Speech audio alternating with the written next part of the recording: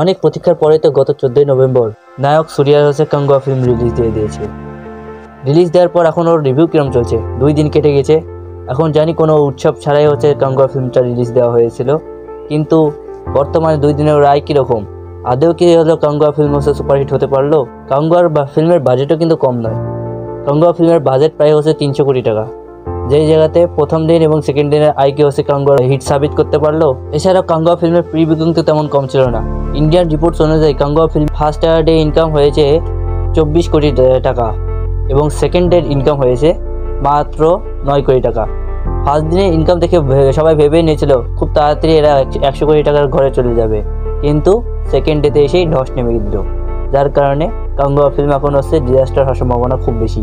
কাঙ্গুয়া ফিল্মের হাইপ অনেক বেশি ছিল, কারণ হচ্ছে প্রতিটা জিনিস অনেক ভিএফএক্স এবং অনেক রিয়েলিস্টিক অ্যান্ড প্রাচীন কথা, 2টা প্রজন্ম, অনেক বড় বড় সুপারস্টার যেমন ববি দেওল, নায়ক সূর্যা সবাই মিলে হলো এই কাঙ্গুয়া ফিল্মে কাজ করেছিল।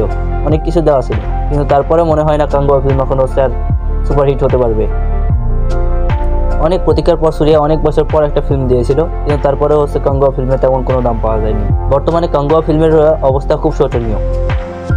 দেখা যাক, ফার্স্ট সপ্তাহে যদি ইনকাম হচ্ছে 100 কোটি টাকা ক্রস করতে পারে, তাহলে হয়তো হিট না হলেও নর্মাল ইনকামটা তুলে নিতে পারবে।